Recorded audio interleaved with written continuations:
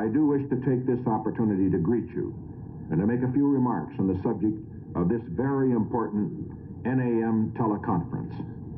I'm happy to report that the 90-day wage price freeze we put into effect in mid-August has been extraordinarily successful. But you can't do everything in 24 hours. That's right. So you've got a question of inequity that the steel industry knows, but copper does not know. Now, how it will actually happen, my guess is that they will be sufficiently clear in nature that a vast majority of the economic activities in this country will know what it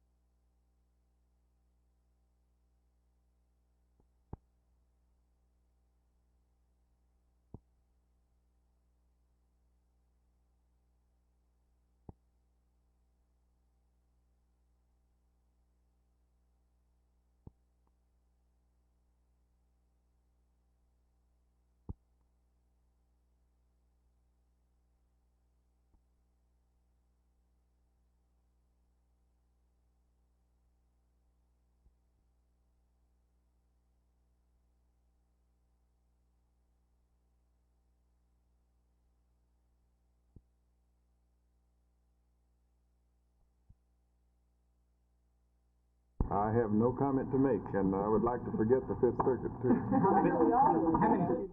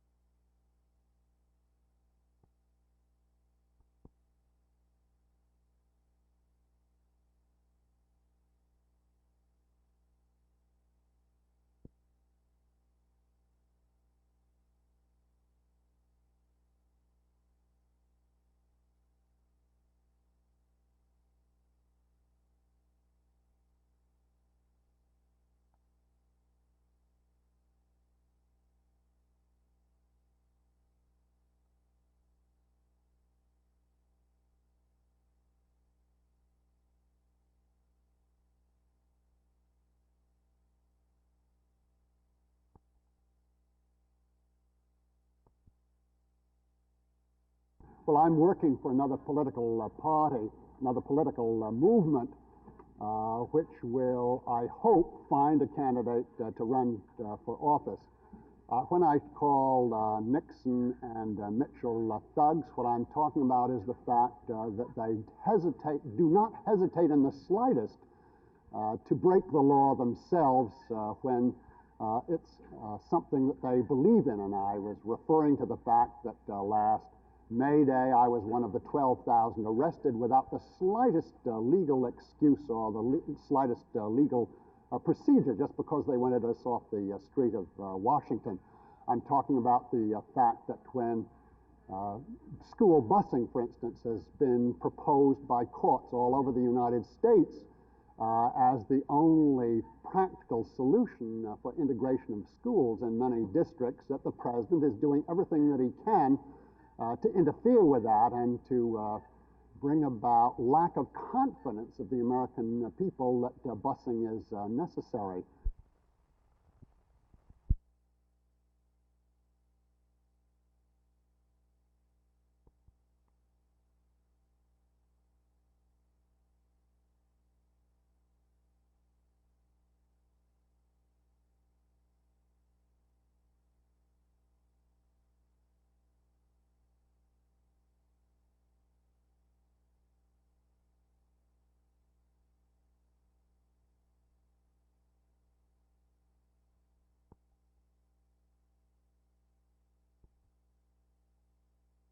Mr. Thompson, what do you see as the primary benefit of this program this morning to these businessmen?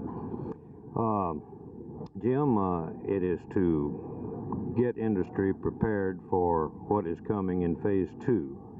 We need information on which to base our plans to run our businesses. And the entire purpose of the National Association of Manufacturers putting on this teleconference is to inform the business and industrial community of the plans of these boards.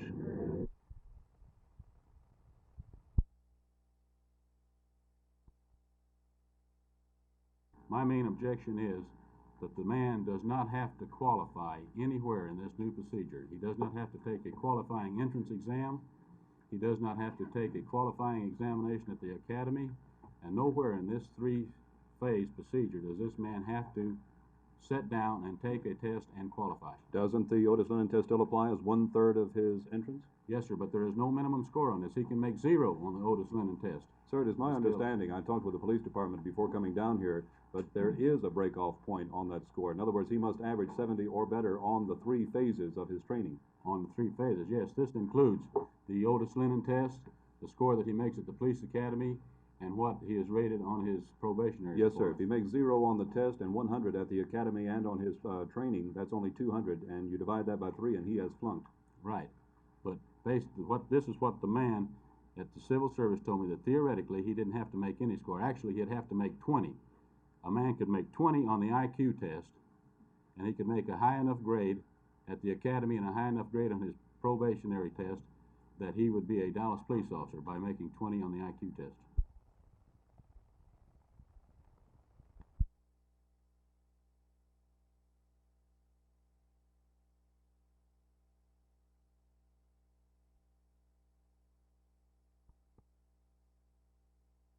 I've been requested to represent the officers in the investigation and is now in progress in the Mesquite area and in the North Texas area.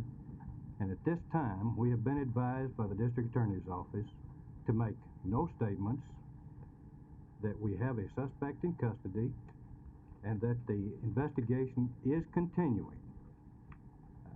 This is due to the Supreme Court rulings which we have had in the past and have forced us into this position. Thank you.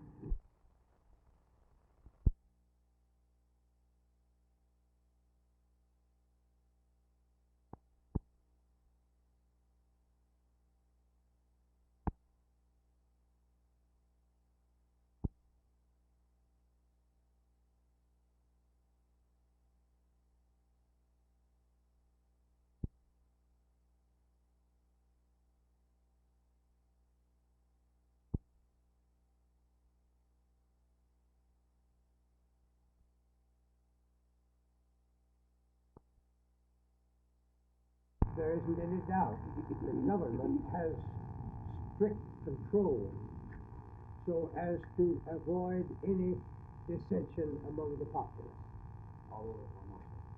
Right. How will this government then accept the rejection of the United Nations? I was surprised to read the editorials in Taipei.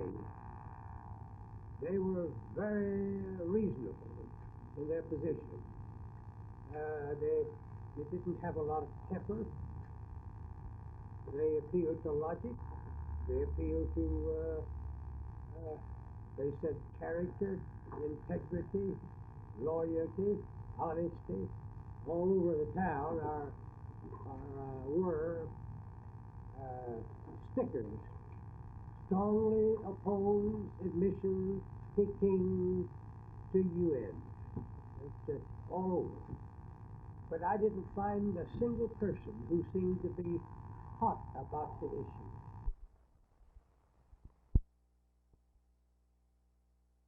They beat some real good teams. They beat Minnesota and Detroit, and they got a great defensive ball club, which is basically what we look at on the offense. But overall, they've got a good ball club, and it's always a fight in Chicago. I know the last it was 4 years ago I think we played them and had a real tough ball game. So we're expecting that again this year. And of course, as the guy who gets most of his yardage inside, you'll meet a fella who's got a bit of a reputation. Yeah, Mr. Butkus, I'm sure will play, and you can't say enough about him. He's probably the greatest linebacker that's played the game.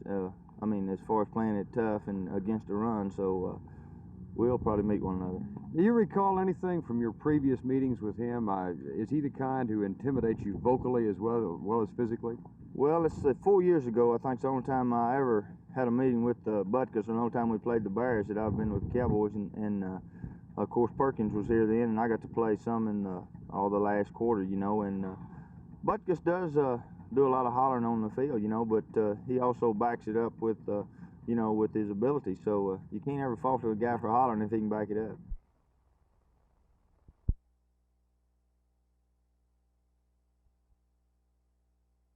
Eh bien, mon Michel, qu'est-ce que tu penses des jolies filles ici? Eh bien, des belles poules ici l'après-midi.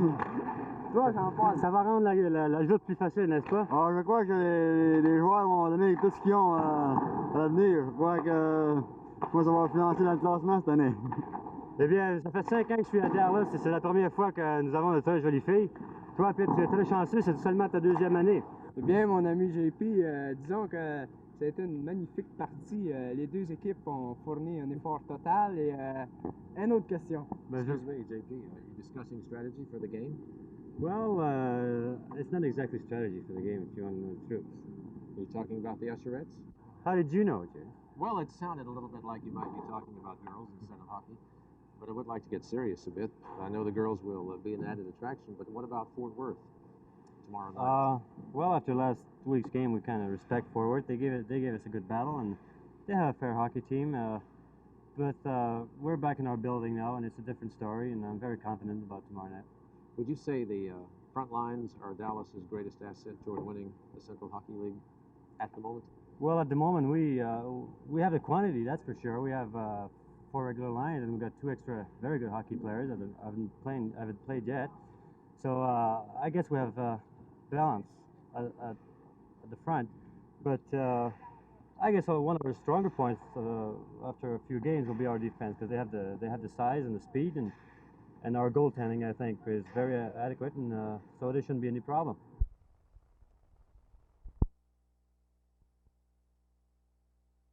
Fortunately, in Dallas, we've always had the one of the outstanding bar associations in the country. But in the last few years, not only the attorneys, but other professional people and business people and the average citizens been a little careless and neglectful, and they've let this thing get out of hand. See, the Dallas Bar sponsors this program, and I think the time is here when we are going to have to call on some of the better lawyers. In fact, many of them, the great majority of them, are just real fine. In fact, they encouraged us to write this letter. Mm-hmm.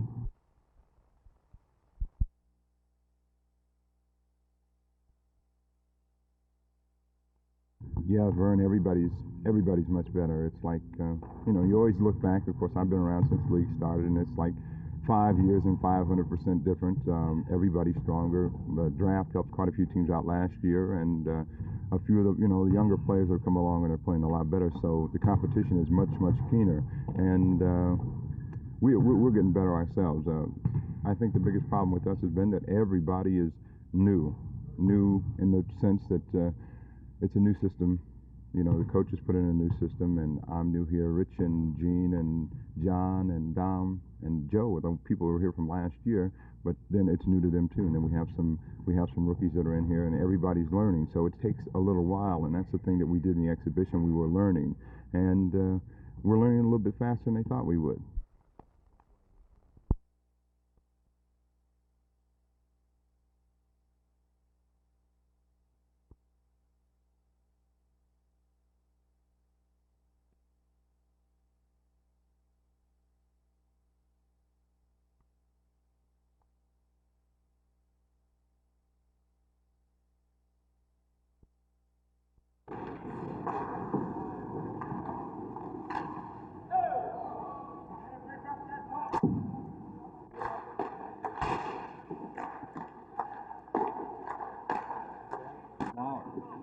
And a lot of people just can't get out of the way quick enough. It'll bounce almost any time. A deflected shot or a wild...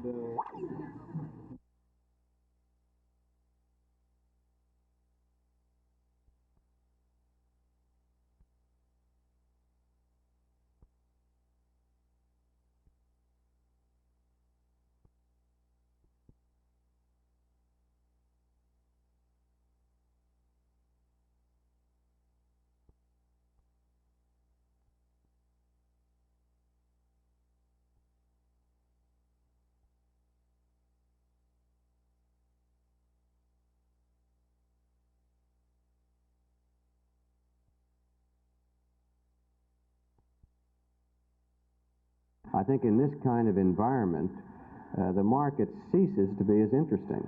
If we are to eliminate windfall profits, and that's what President Nixon told us in his last speech, then there's a lot of fun taken out of the market. If the market can't pick a real winner, if windfall profits are not going to be allowed, then why bother picking if you can't pick a real winner?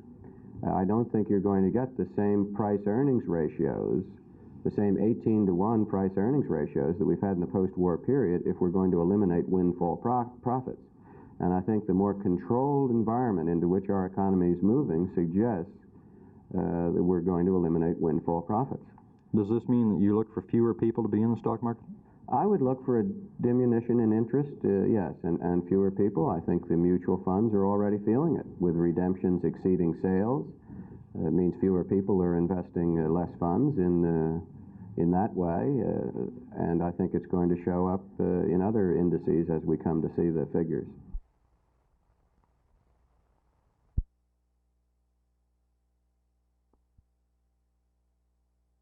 No, I'm not interested in any elected or appointed office.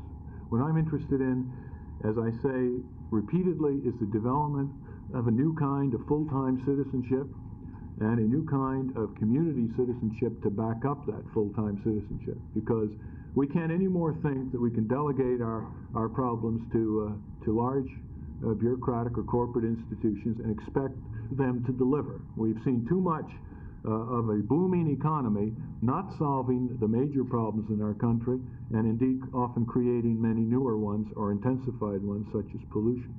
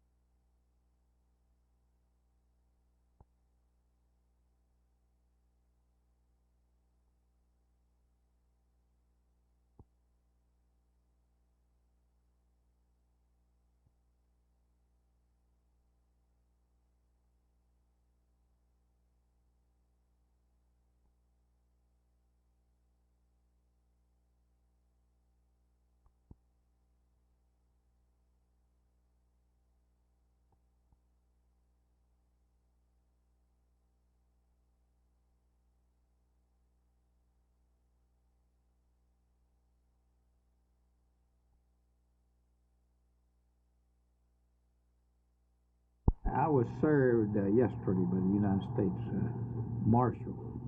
Of course, this didn't surprise us. We knew the minute that Sheriff Jones turned in that marvelous card containing those prisoners and racking them up, we was going to upset Dallas Legal Services. They've been trying to take over the operation of the county jail ever since they've been here. I have a letter that you sent to the Dallas Bar Association bearing 3 other names other than yourself of county commissioners asking their assistance and guidance. Exactly what can you get from the Dallas Bar Association?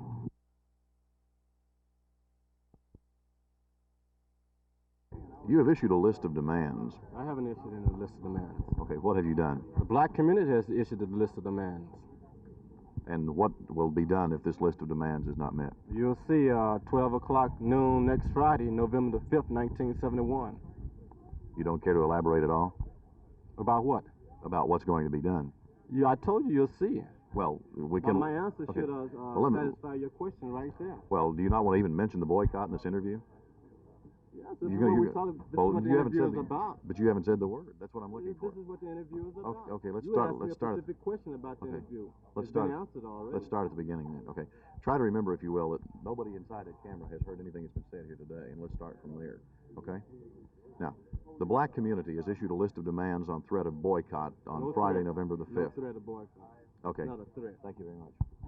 Okay, Reg. What I've seen in here today, I don't think is a true representation of the majority of the black people in the community. Could they close you down if all the black people cease to come to your store? I don't think they'd close you down, but they can make it so effective that your business would suffer. Well, it's been done before, but then there's other places to move. And if all these businesses move out, they're not gonna be in too good a shape either.